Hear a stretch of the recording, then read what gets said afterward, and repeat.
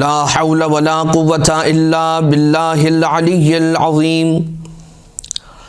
حسبنا اللہ ونعم الوکیل نعم المولا ونعم النصیر اعوذ باللہ من الشیطان اللعین الرجیم بسم اللہ الرحمن الرحیم حمدا لک یا ذا الجود والاحسان والفضل والطول والامتنان وصلاة وسلاما على من لا ينطق عن الهوى إن هو إلا وحي يوحى حبيب قلوبنا وشفيع ذنوبنا وطبيب نفوسنا مولانا ومولى الثقلين جد الحسن والحسين ابي القاسم المصطفى محمد اللهم صل على محمد وعلى محمد وعلى آله الذين أذهب الله عنهم الرجس وطهرهم تطهيرا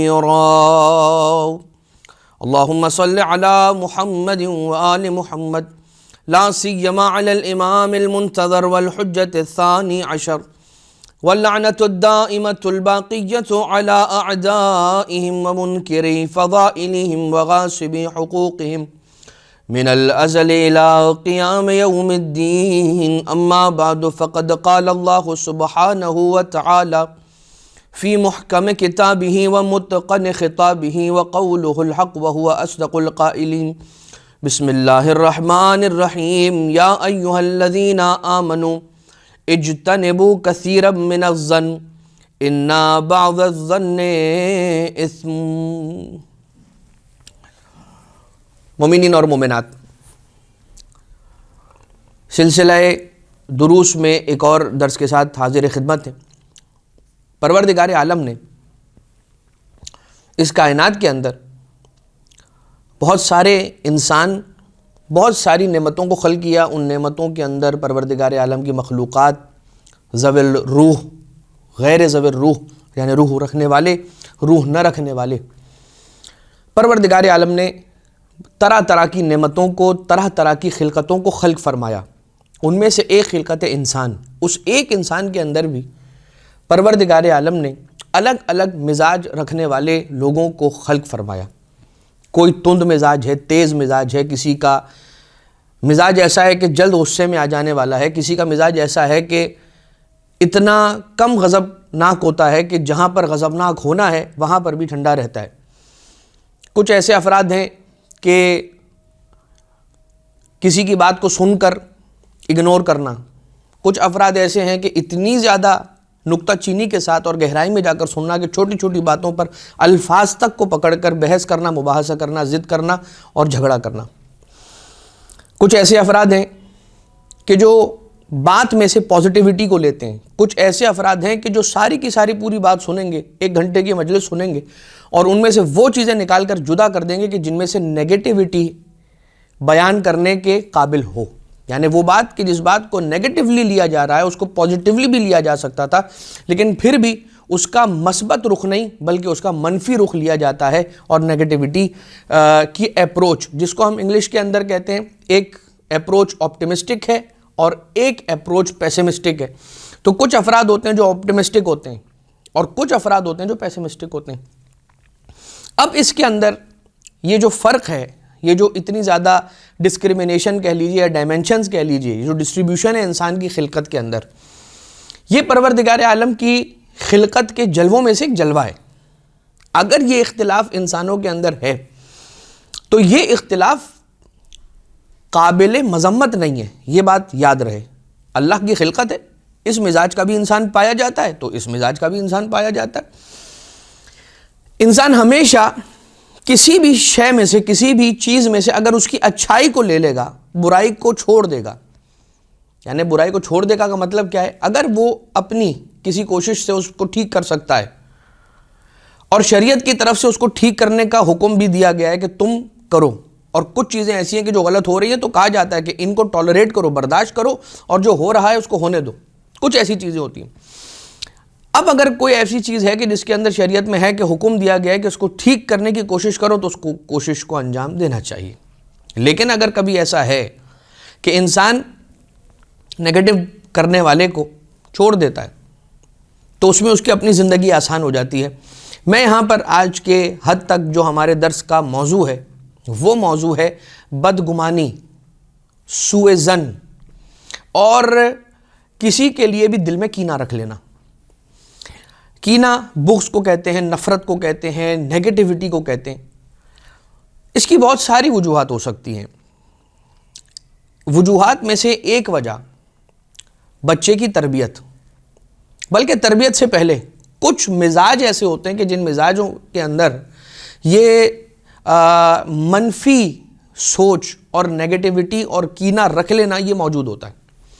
جیسے کہ کچھ حیوان ہیں، ان حیوانوں کی صفت ہے کہ وہ کینہ پرور ہوتے ہیں، وہ کینہ رکھ لیتے ہیں. اگر آپ نے اسے ٹھوکر ماری وہ یاد رکھ لے گا، وہ اپنے ذہن میں رکھے گا، جہاں اسے موقع ملے گا وہ انتقام لے لے گا. کچھ ایسے جانور، کچھ ایسے حیوان پروردگار عالم نے خلق کیے کہ جن کی یہ صفت ہے. تو اگر کسی کی یہ بلٹ ان کوالٹی ہے، کسی کے اندر یہ بائی ڈیفالٹ اس کی خلقت کے اندر، اس کے مزاج کے اندر یہ پیرو دی گئی ہے، اس کے نیچر کے اندر، اس کے مزاج کے اندر ہے، تو پھر یہ ایک اور بات ہے کہ وہ لے کے ہی یہ چیز آیا ہے. لیکن کبھی کبھار ٹھیک ٹھاک انسان بھی نیگیٹیوٹی، سوء ظن، بدگمانی کی طرف آن پڑتا ہے. وجہ کیا ہوتی ہے؟ اپنے ساتھ بچپن میں اتنی ناانصافی دیکھتا ہے. کبھی کلاس میں اس کے ساتھ ناانصافی ہوتی ہے، کبھی اس نے پوری محنت کی ہوتی ہے لیکن حوصلہ افزائی کہیں سے نہیں ملتی. پوری جان لگا کے اس نے اپنا پیپر انجام دیا ہوتا ہے، اس نے اپنا پیپر اٹیمپٹ کیا ہوتا ہے، لیکن اگر اس کے کچھ نمبر کم آ جاتے ہیں تو جن کی پوزیشن آتی ہے انہیں تو عزت ملتی ہے، انہیں پذیرائی ملتی ہے، انہیں بلند مقام دیا جاتا ہے، لیکن جو محنت کر کے آیا ہے اور پیچھے رہ گیا ہے اسے نہیں دیکھا جاتا. اس کی چھوٹی سی مثال یہ کہ این ممکن ہے کہ جو فرسٹ، سیکنڈ، تھرڈ پوزیشن میں آیا ہے اس نے اتنی محنت نہ کی ہو، محنت اس نے کی ہو زیادہ ان ساروں کے مقابلے میں کہ جس کی پوزیشن نہیں آئی، لیکن پذیرائی اسے نہیں ملی. یا فیورزم، ذات کی وجہ سے، رنگ کی وجہ سے، نسل کی وجہ سے، مسلک کی وجہ سے، مذہب کی وجہ سے، اگر کوئی ایسا وقت گزرا ہے کہ اس کو ڈسکریمنیشن کا سامنا ہوا ہے اور اس کے ساتھ ناانصافی ہوتی رہی ہے تو اس میں ہوگا. کبھی کبھار والدین بچوں کے ساتھ 1، 2، 3 اولادیں، متعدد اولادیں، بھائی بہن، ان میں سے کسی کا زیادہ خیال رکھا جا رہا ہے، کوئی زیادہ لاڈلا ہے تو کوئی دوسرا کم لاڈلا ہے. اگر یہ چیزیں کانسٹنٹلی، کنٹینیوسلی اگر ہوتی رہیں تو ایک وقت آتا ہے کہ اس دوسرے بھائی یا دوسری بہن کے لیے وہ جو دوسری اولاد ہے جس کے سامنے یہ سب ہو رہا ہے، وہ ذہن کے اندر یہ سوچتا ہے کہ میرا بھی تو حق ہے کہ مجھے محبت ملے، میرا بھی تو یہ حق ہے کہ جو عزت اسے دی جا رہی ہے مجھے بھی دی جائے. اب ایک چیز اور ہے، گھروں کے اندر بہرحال ہم گھروں کے مسائل ڈسکس کرنے یہاں نہیں ہمارا موضوع ہے، لیکن یہ ہوتا ہے ایک بہو کے سامنے دوسری بہو کی تعریف کرنا. تو پھر آٹومیٹیکلی اگر دو ان بہوؤں کے اندر محبت ہے تو اگر ساس ایک بہو کی دوسری بہو کے سامنے تعریف کرتی ہے تو چاہتے نہ چاہتے دوسرے کے دل میں اس کے لیے کینہ آ سکتا ہے. اور یہ ایک بہرحال فطری تقاضے ہیں اور یہ چیزیں نیچر سے بہت قریب ہیں تو ہوتی ہیں. اب یہ ایک آن گوئنگ پروسیس ہے کہ جو اس دنیا کے اندر چلتا چلا جا رہا ہے. انسان کو اسی معاشرے کے اندر رہنا ہے. انسان، ہیومن جو ہے وہ ایک سوشل اینیمل ہے. ہم کیا کہتے ہیں؟ انسان اسی معاشرے کے اندر پلنے والا، بڑھنے والا ایک فرد ہے، اکیلے نہیں، اپنی ایک اکائی کے اندر نہیں، اسے جمعیت کے اندر، اسے ماسس کے اندر رہنا ہے، لوگوں کے ساتھ چلنا ہے، ان کی کامیابیوں کو اپنی آنکھوں سے دیکھ کر خوش ہونا ہے. یہی وجہ ہے کہ روایتیں کیا بیان کرتی ہیں کہ جب تم کسی کی کامیابی کو دیکھو تو پروردگار عالم کی بارگاہ میں یہ دعا کرو کہ اے خدا، جس طرح سے تو نے اسے عطا کیا مجھے بھی عطا کر، تیرے خزانے میں کمی نہیں ہے. اب آ جائیے اس کا ڈائریکٹ لنک کیا سمجھ میں آیا؟ کینہ اگر دل میں ہے تو اس کے ساتھ لگی ہوئی کچھ چیزیں ہیں. یعنی یہ ایک برائی نہیں ہے، یہ ایک ایسی برائی ہے کہ جو بنیاد ہے، اور اس بنیاد کے اندر پڑنے والا بیج ایک ایسا تناور درخت بنتا ہے کہ جس کے پھل جھوٹ ہے، حسد ہے، بغض ہے، انسان کی بے چینی ہے، اور بہت ساری چیزیں جو انشاءاللہ ابھی درس کے دوران آ جائیں گی. کیا وجہ ہوتی ہے؟ بہت ساری الگ الگ وجہیں ایک انسان کے مزاج کے اندر ہونا، دوسرا فیورزم کا ہونا، تیسرا کبھی انسان کی خود اپنی اہلیت نہیں ہوتی. انسان اگر کامیاب لوگوں کو دیکھتا ہے اس دنیا کے اندر تو اس کی اپنی اہلیت اگر نہ ہو اور وہ اس مقام تک نہیں پہنچ پاتا تو وہ کیا کرنا شروع کر دیتا ہے؟ لوگوں کے درمیان اس کی برائیاں کرنا شروع کر دیتا ہے، اس کے بارے میں نیگیٹو باتیں ماسز کے اندر اور پبلک کے اندر پھیلانا شروع کر دیتا ہے، کیونکہ خود محنت کر کے اس مقام تک پہنچنے کی اہلیت صلاحیت نہیں رکھتا. تو اب صرف اس کے پاس ایک ہتھیار رہ جاتا ہے، اور یہ پھر کینہ سے جڑی ہوئی ایک اور برائی ہے، روحانی برائی کہہ لیجئے یا انسان کے دنیا و آخرت دونوں کو خراب کرنے والی چیز. مولا کائنات علیہ الصلوۃ والسلام نے فرمایا غیبت کس کا ہتھیار ہے؟ بزدل انسان کا ہتھیار ہے، انکیپیبل انسان کا ہتھیار ہے غیبت. جو کچھ نہیں کر سکتا غیبت کرنا شروع کر دیتا. اب ہم بات کو آگے بڑھاتے ہیں. قرآن کریم کی آیت بسم اللہ الرحمن الرحیم، یا ایھا الذین آمنوا اجتنبوا کثیرا من الظن. یاد رکھو سوء ظن، برے گمان، برے خیالات، نیگیٹیوٹی، اس سے اجتناب کرو. کثیرا من الظن، بہت سارے، بہت زیادہ ظن کرنا، بہت زیادہ برا سوچنا. اب میں نے یہ کیوں کہا؟ کیونکہ قرآن کریم میں کثیرا من الظن نے لکھا ہے، من الظن نے صرف نہیں لکھا ہے. کثیرا من الظن یعنی بہت زیادہ ہر چیز کے اندر برا سوچنا، اس کو منع کیا گیا ہے. کیونکہ جب ہم یہ کہتے ہیں کہ نیگیٹو نہیں سوچنا چاہیے تو پھر یہاں پر کوئی سوال کر سکتا ہے کہ پلاننگ کا حصہ یہ ہے کہ انسان نیگیٹیوٹی کو ساتھ لے کر چلے. اگر خدا نخواستہ جو ہم جس طرح سے چل رہے ہیں، اگر اس میں چلتے چلتے کوئی خرابی آتی ہے، کوئی پلان اگر ہمارا فیل ہوتا ہے، یا کوئی جو ہم نے پہلے سے سوچ کے رکھا ہے اور فور کاسٹ کیا ہوا ہے کہ یہ کام آگے جا کر اس طرح سے ہوگا، اگر وہ نہیں ہوتا تو آپ نے اس کے لیے کوئی پلان بی سوچ کے رکھا ہے یا نہیں رکھا ہے. تو نیگیٹیوٹی تو بہرحال ایک حصہ ہے پلاننگ کا، کہ انسان یہ سوچ کر چلے کہ اگر ہماری توقعات کے مطابق یہ کام انجام نہ پایا تو پھر ہم کیا کریں گے، وہ ایک الگ بات ہے. لیکن کثیرا من الظن نہیں کرے. ان بعض الظن اثم، اس لیے کہ کچھ ظن، کچھ گمان ایسے ہیں، کچھ خیالات ایسے ہیں کہ جو اثم ہیں، جو گناہ ہیں، جو پروردگار عالم سے دور کر دینے کے موجب بنتے ہیں. کیا انسان، بہت بڑا سوال ہے یہ، فطرت سے بہت قریب ہو کر آپ سارے اپنی اپنی زندگیوں کے اندر اس سوال کو لے کر جھانکیں، یار وہ میرے بارے میں کیسا سوچتا ہوگا. میں کسی سے ملنے جا رہا ہوں، راستے میں کیا خیال کرتا ہوں؟ دو چیزوں کا خیال کرتا ہوں. میں اس سے کیا بات کروں گا، میں اس سے کیا پوچھوں گا، میں اس سے کیا ڈسکس کروں گا. دوسری بات، وہ میرے بارے میں کیسا سوچتا ہوگا، وہ میرے بارے میں کیا خیال رکھتا ہوگا، وہ مجھے کیسا سمجھتا ہوگا. امام معصوم علیہ السلام کا اس کے اعتبار سے جواب، اگر تم یہ جاننا چاہتے ہو کہ تمہارا مومن بھائی تمہارے بارے میں کیا سمجھتا ہے، کیا سوچتا ہے، کیا خیال رکھتا ہے، تو تم اپنے دل میں جھانک کر یہ دیکھو کہ تم اس کے لیے کیا رکھتے ہو، اپنے دل میں کیا سوچتے ہو، تم اسے کیا منزل دیتے ہو اپنے دل کے اندر. اگر تم نے اس کے بارے میں اچھے خیالات رکھے ہیں، نیک تمنائیں رکھی ہیں، تو پھر یاد رکھنا وہ بھی تمہارے بارے میں ایسا ہی سوچتا ہوگا. اس کا مطلب یہ ہوا کہ اگر یہ سب کہا جا رہا ہے نا کہ بھائی نیگیٹیوٹی کو چھوڑو، پازیٹیوٹی کی طرف آؤ، تو اس کا تعلق عقل سے ہے، اس کا تعلق ارادے سے ہے، اور انسان کے ارادے میں اتنی طاقت ہے. یہی وجہ ہے کہ ہمیں کچھ حدیث قدسی ایسے ملتے ہیں کہ جن کے اندر یہ جملہ ہے کہ اچھا سوچا کرو، اس لیے کہ اگر تم اچھا سوچو گے تو پروردگار عالم تمہیں اچھا عنایت کرے گا. اگر تم نے برا سوچا تو جو تم نے سوچا ہے وہ تمہارے سامنے آئے گا. بہت ساری ایسی روایتیں ملتی ہیں کہ جن میں ملتا ہے کہ اگر انسان نے اپنے ذہن کے اندر یہاں پر فطور بھر رکھا ہے تو اس کے سامنے فطور آئے گا. یعنی میں اس کو اور ریفائن کر کے آپ کی خدمت میں عرض کروں کہ اگر انسان نے پروردگار عالم کو سخی سمجھا ہے تو وہ سخی بن کر دکھائے گا. اگر انسان نے پروردگار عالم کو قدیر سمجھا ہے تو وہ صاحب قدرت والا ہے، یہ دکھلائے گا، تمہیں ثابت کر دے گا. کینہ اور بغض کی بڑی مثالیں ہمارے پاس.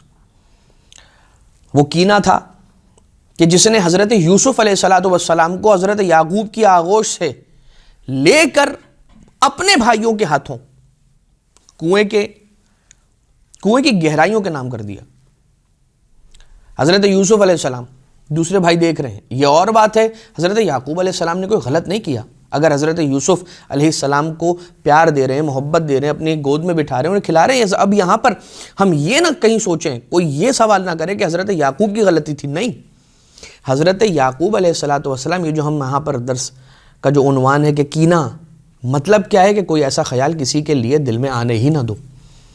اگر کوئی کسی سے زیادہ پیار کر رہا ہے تو وہ تلاش کرو، وہ حوالہ تلاش کرو، وہ ربط تلاش کرو کہ جس ربط کی وجہ سے اس پر زیادہ محبت نچھاور ہو رہی ہے، اور وہ ربط حضرت یوسف علیہ السلام کے کیس میں پروردگار عالم کا ان کا چنا ہوا ہونا تھا کہ اللہ نے حضرت یوسف علیہ السلام کو چن لیا تھا اپنی نبوت کے لیے، زمین پر خلیفۃ فی الارض بنا کر بھیجا تھا، وہ نبی تھے حضرت یوسف علیہ السلام۔ تو آسمان سے نازل ہونے والا نور، پروردگار عالم کی کے منظور نظر ہونا، حضرت یعقوب علیہ السلام جانتے ہیں حضرت یوسف علیہ السلام کے بارے میں، جس کی وجہ سے انہیں محبت دی جا رہی۔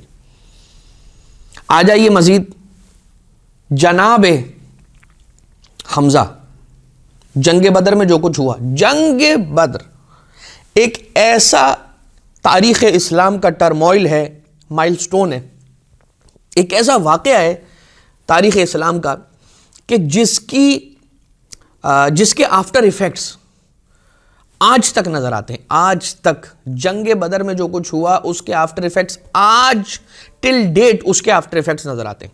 بہرحال ہم اس زمانے کی بات کرتے ہیں۔ جنگ بدر میں کچھ ایسا ہوا کہ جناب حمزہ کی شہادت جنگ احد میں ہو گئی۔ جناب حمزہ کا بہت سارے لوگوں کو قتل کرنا، بہت سارے لوگوں کو واصل جہنم کرنا، اور اس کینے کی وجہ سے جناب حمزہ علیہ السلام کے ساتھ یہ ظلم ہوا۔ وہ کینہ تھا کہ جو پل رہا تھا ایک باطل کے دل میں، اور اس نے وہ سارے کے سارے مقدمات طے کیے کہ جس کی وجہ سے جنگ احد کے اندر جناب حمزہ علیہ السلام کی شہادت ہوئی۔ ان پر پشت کی جانب سے وار کیا گیا اور وہ نیزہ انہیں جا کر لگا، جس کی وجہ سے وہ شہید ہوئے۔ ان کی شہادت کے بعد ان کے سینے کو چاک کیا گیا اور ان کے جگر کو نکالا گیا اور اس کو چبانے کی کوشش کی گئی۔ یہ کہاں، یعنی آپ ذرا سوچیں کہ کسی کو قتل کر دینا کتنی بڑی بات ہوتی ہے، اس کا سوچنا کتنی بڑی بات ہوتی ہے۔ انسان کہتا ہے بھائی انسان کینہ رکھتا ہے، نفرت رکھتا ہے بہت سارے لوگوں سے، لیکن یہ نہیں کرتا کہ قتل کر دے۔ بہت مشکل ہوتا ہے کسی کے بارے میں یہ سوچ لینا کہ میں اس کے بارے میں کینہ رکھتا ہوں، بغض رکھتا ہوں، نفرت کرتا ہوں، اس سے قتل بھی کر دوں۔ قتل کیا، قتل کرنے کے بعد حکم دیا کہ سینہ چاک، جناب حمزہ کا سینہ چاک کیا گیا، کلیجے کو نکالا گیا اور اس کے بعد چبانے کی کوشش کی گئی۔ اب ذرا سوچئے کینہ اور بغض کا لیول اور اس کی شدت کیا ہوگی۔ یہ جناب حمزہ کے ساتھ۔ یحییٰ ابن اقسم وہ چیف جسٹس ہے کہ جو امام محمد تقی جواد علیہ السلام کے دور میں، اور آقا 8 سال کی عمر مبارک ہے، منصب امامت پر فائز ہو گئے۔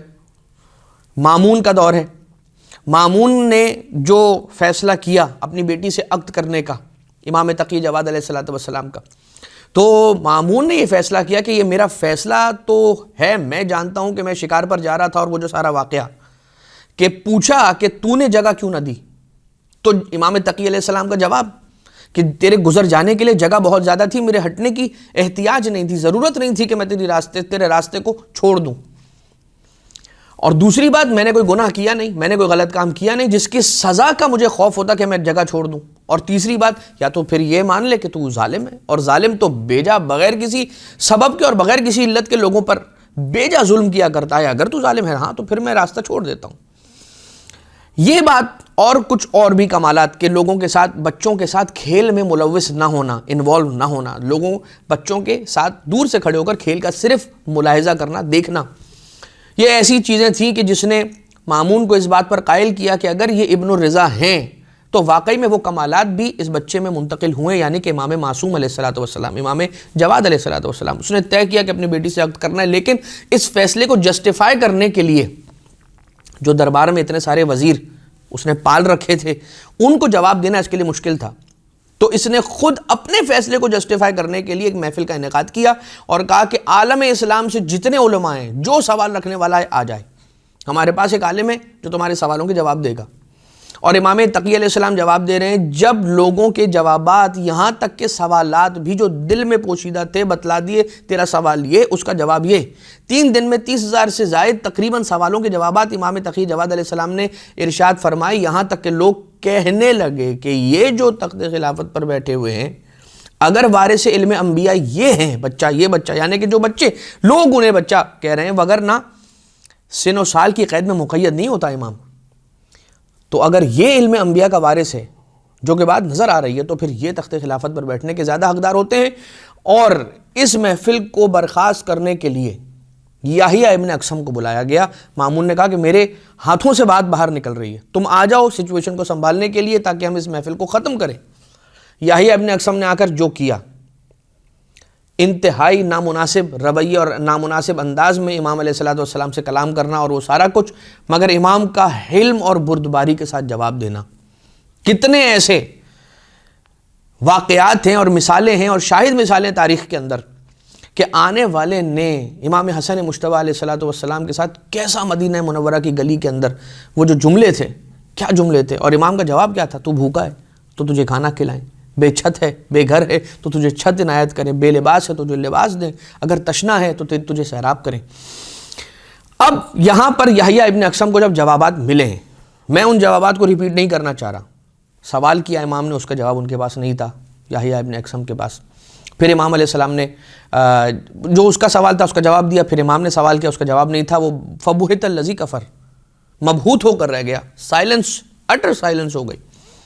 لیکن وہ امام علیہ السلام کو تو زیر نہیں کر پایا, بلکہ امام کا علم اور اجاگر ہو کے سامنے آ گیا, مگر ایک کینہ تھا کہ جو اس کے دل کے اندر بیٹھ گیا. یہی وجہ بنی یحییٰ ابن اقسم نے امام علیہ السلام کی اس زوجہ کے, جو جن کا ام الفضل بھی روایتوں میں نام ملتا ہے, کہ جو مامون کی دختر تھی, مامون کی بیٹی تھی, کہ امام کی نافرمان زوجہ تھی, امام علیہ السلام کی بات نہ ماننے والی, امام علیہ السلام کی شان میں گستاخیاں کرنے والی, اس سے کہہ کر امام علیہ السلام کو پھر آخر میں زہر دلوایا. اور ایسے بہت سارے واقعات. لیکن اذان محترم, امام علیہ السلام, یہ تو آپ نے امام جواد علیہ السلام کی مثال سنی, یحییٰ ابن اقسم ہو گیا, نبی خدا کی.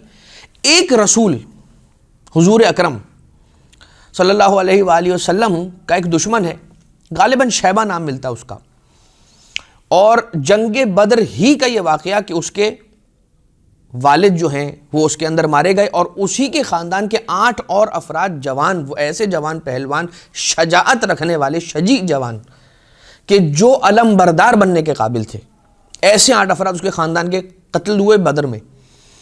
اب وہ کینہ تو تھا, رسول کو قتل کرنے کے ارادے سے, رسول کو شہید کرنے کے ارادے سے کئی ایک مرتبہ ایسا ہوا کہ اس نے کوششیں کی, مگر رسول اکرم صلی اللہ علیہ وآلہ وسلم کو نقصان نہیں پہنچا پایا. وہ یہ کہتا تھا کہ کائنات میں کوئی ایسا نہیں ہے کہ جن سے میں محمد مصطفیٰ صلی اللہ علیہ وآلہ وسلم سے زیادہ نفرت کرتا ہوں. کائنات میں اگر کوئی ایک ایسا ہے کہ جس کے لیے سب سے زیادہ میرے دل میں کینہ ہے تو وہ محمد مصطفیٰ ہیں صلی اللہ علیہ وآلہ وسلم. یہاں تک کہ فتح مکہ ہوئی. پھر فتح مکہ کے بعد اس کے لیے اور مشکل ہو گیا انتقام لینا. وہ کینہ ابھی بھی دل کے اندر بے قرار ہو رہا تھا, اور رسول کو نقصان پہنچانے کے پلاٹس بن رہے تھے. یہاں تک کہ رسالت مآب فتح مکہ کے بعد حنین کے لیے نکلے, اور اس کے بعد وہاں پر جب لوگ رسول کو چھوڑ کے جانے لگے اور رسول تقریباً تنہا رہ گئے. 2 افراد تھے, ایک رسول کے دائیں جانب, ایک رسول کے بائیں جانب, جو رسول کی حفاظت کر رہے تھے, ورنہ رسول تنہا تھے. تو یہ شخص آتا ہے اور آنے کے بعد رسول کی پشت سے رسول پر وار کرنا چاہتا ہے, یہاں تک کہ ایک بجلی آسمان سے نمودار ہوتی ہے اور وہ اس شخص کو روک لیتی ہے رسول اکرم کو نقصان پہنچانے سے. وہ رسول کو نقصان نہیں پہنچا پاتا, اور وہ یہ کہتا ہے, غالباً شیبہ ہی نام ہے, وہ یہ کہتا ہے, عقبہ, شیبہ, ابو البختری, یہ لوگ, ان میں سے یہ ایک ہے جو رسول اکرم کو مکہ مکرمہ میں مسجد الحرام کے سامنے آ کے وہ ہڈی کو بھوسا بناتے ہوئے, اور سورہ یاسین کی آیت ہے, من یحیی العظام وہی رمیم, ہڈیوں کو, ان ہڈیوں کو جو پاؤڈر بن گئی ہیں, ان کو کون دوبارہ زندہ کرے گا. تو یہ ان لوگوں میں سے تھا. جب اس نے دیکھا, سمجھ گیا کہ محمد کا خدا محمد مصطفیٰ کو بچانا چاہتا ہے صلی اللہ علیہ وآلہ وسلم, یہاں تک کہ رسالت مآب اپنا چہرہ اس کی جانب کرتے ہیں, اور مڑ کر اس کو دیکھا, اس کے سینے پر ہاتھ رکھا, اور اس کے سینے پر ہاتھ رکھنے کے بعد رسالت مآب نے اس کے حق میں دعا فرمائی, اور یہ دعا کی کہ پروردگار عالم تیرے دل سے اس شیطان کو نکال باہر کرے کہ جس نے تجھے اب تک بے چین کر کے رکھا ہے. یہاں تک کہ رسالت مآب کے اس سینے دشمن رسول کے سینے پر رسول نے ہاتھ رکھا اور دعا فرمائی, اور اس کے بعد کہتا ہے کہ اس دن کے بعد سے کائنات میں جس ہستی سے مجھے سب سے زیادہ محبت تھی وہ محمد ابن عبداللہ صلی اللہ علیہ وآلہ وسلم تھے. کہ پروردگار عالم ہے, یہ کیا چیز ہے رسالت باپ نے کیا دعا فرمائی کہ خدا تیرے دل سے اس شے کو نکال دے کہ جس نے تجھے بے قرار رکھا ہے، بے چین رکھا ہے. یہ جو کینہ ہے، باٹم لائن ہے، اس کو بھول جانے کے لیے، اس سے بچنے کے لیے، نیگیٹیوٹی کو دور کر رکھنے کے لیے آپ جائیے وہ افراد کے جو کاؤنسلرز ہیں، وہ افراد کے جو میڈیٹیٹرز ہیں، جو افراد اسپریچول ہیلنگ کے لوگ ہیں، جو روحانی بہتری انسانوں کے اندر لانے کے لیے. آج یہ ہوتا ہے نا کہ ہم اسپریچول ہیلنگ کی طرف بڑھ رہے ہیں، آج ہم میڈیٹیشن کی طرف بڑھ رہے ہیں. یہ سب ہمیں کیوں کرنا پڑ رہا ہے؟ اس لیے کہ وہ دین کے جو دین مبین اسلام ہے کہ جس میں صرف جسمانیات کی طرف نہیں، روحانیات کی طرف بھی توجہ دی گئی ہے، ہم اس دین سے ہٹ گئے. جو اہل بیت اطہار علیہ السلام کو یہ بات یاد رکھیے گا، جو دامن اہل بیت اطہار کو چھوڑتا ہے تو پھر وہ در بدر کی ٹھوکریں کھاتا ہے. اور پھر جو افراد اہل بیت کے در پر نہیں ہوتے، وہ سکون اگر تلاش کرتے کرتے کسی در پر پہنچتے ہیں تو وہ در اہل بیت اطہار کا در ہے. مطلب کیا ہوا؟ ریورس سائیکل چلتا ہے. جو اہل بیت کے در پر ہیں انہوں نے اہل بیت اطہار کی تعلیمات کی قدر نہ کی، محروم ہو رہے ہیں. اور جو افراد اہل بیت اطہار کے در سے دور ہیں، اگر وہ حق پہ آنا چاہتے ہیں، اہل بیت اطہار علیہ السلام حکم خدا سے ان کا دامن، ان کا ہاتھ تھامتے ہیں اور انہیں اپنے قریب کر لیتے ہیں. اس بات کا خیال رکھنا بہت ضروری ہے. کوئی کتنا ہی لاکھ کہتا رہے یہ اہل بیت اطہار کی تعلیم، یہ کیا آؤٹ ڈیٹڈ چیزیں، یہ قال الباقر، یہ قال صادق علیہ السلام، چھوڑو اس کو، یہ کیا دقیانوسی باتیں. نہیں، یہ وہ باتیں ہیں کہ جو ان کے نمائندوں نے کی ہیں، ان کے اماموں نے کی ہیں، ان کے خاص ریپریزنٹیٹیوز بندوں نے کی ہیں، معصوموں نے. کہ جس اللہ نے کائنات خلق کی ہے، اس کائنات کو خلق کرنے کے بعد اگر مینول بنایا جاتا ہے، کسی بھی مشین کو خلق کرنے کے بعد مینول بنایا جاتا ہے کہ یہ مشین چلے گی کیسے، اس کا ڈائسیکشن کیا ہے، اس کو ڈائسیکٹ کریں. اگر اس مشین کو ڈائسیکٹ کرنا ہے تو آپ کو وہ کتاب چاہیے کہ اس کو کھول کے دیکھیں، اس کی تجزیہ تحلیل کریں. اس کو اہل بیت اطہار کو وہ علم پروردگار عالم نے عطا کیا ہے کہ میری مخلوق کیسے چلتی ہے، یہ دنیا کیسے چلتی ہے. وہ علم اللہ نے رسول اور اولاد رسول کو عطا کیا ہے. خیر، مولا کائنات علیہ السلام کی ایک حدیث ہے، احسنوا ظنونکم باخوانکم. یاد رکھو اپنے جو خیالات ہیں نا، اپنے بھائیوں کے لیے اپنے خیالات کو اچھا رکھو، ہمیشہ اچھا رکھو. کسی کو دیکھ رہے ہو ترقی کر رہا ہے، اس کے بارے میں اچھا خیال رکھو. خدا سے دعا کرو، اس کی رحمت اور اس کی وسعت قدرت کے اندر شک نہ کرو کہ اسے مل گیا مجھے نہیں ملے گا، میں پیچھے رہ گیا. نہیں، ہو ہی نہیں سکتا. اب آ جائیے ایک بہت اچھی بات، بالکل آئیے آخری بات اور اسی پر اختتام ہو جائے گا. انسان، پروردگار عالم نے کیا کہا کہ کینہ سے بچو، بدگمانی سے بچو، سوء ظن سے بچو. تو کیا ہوگا؟ تمہارے دل میں سکون آئے گا. اگر انسان کینہ میں آ جائے، نیگیٹیوٹی کی طرف آ جائے، تو یاد رکھیے گا کسی کے ہاتھ سے ایک گلاس پانی کا لے کے پی نہیں سکتا، کیونکہ وہ نیگیٹیوٹی اس کے اندر موجود ہوگی. کہیں اس پانی میں اس نے کچھ ملا کر تو مجھے نہیں دیا ہے. اگر میں کسی مومن کے گھر پر جاتا ہوں اور کھانا کھانے کے لیے بیٹھتا ہوں، دسترخوان پر کچھ لا کے رکھا جاتا ہے، اور میں چونکہ سوء ظن رکھنے والا انسان ہوں، ہر چیز کے اندر نیگیٹو سوچتا ہوں، تو یہ بات یاد رکھیے گا کہ میں وہ ایک لقمہ بھی نہیں کھا سکتا اس کا. اپنی زندگیوں کو آسان بنائیے، کینہ پروری سے اپنے آپ کو محفوظ رکھیے. اس کا علاج کیا ہے؟ ایک دعا ہے، اور وہ دعا یہ ہے کہ ربنا اغفر لنا وَلِإِخْوَانِنَا الَّذِينَ سَبَقُونَا بِالْإِيمَانِ وَلَا تَجْعَلْ فِي قُلُوبِنَا غِلًّا لِّلَّذِينَ آمَنُوا رَبَّنَا إِنَّكَ رَءُوفٌ رَحِيمٌ. یہ دعا ہے. اس دعا کو کثرت کے ساتھ پڑھتے رہیں اور اپنے آپ کو برے خیالات سے، بد ظن سے، سوء ظن سے، بدگمانیوں سے، کینہ پروری سے بچا کر رکھیں. اس دعا کے ساتھ کہ اللہ اپنے ذکر کے صدقے میں ہم سب کو اطمینان قلب نصیب فرمائے، ہم سب کو ایک اچھی زندگی، اور جیسا پروردگار عالم چاہتا ہے، رسول چاہتے ہیں اور ان کی اولاد چاہتی ہیں، اس طرح سے اپنی زندگی کو گزارنے کی ہم سب کو توفیق عنایت فرمائے. ربنا تقبل منا انک انت السمیع العلیم بجاہ محمد و آلہ الطیبین الطاہرین.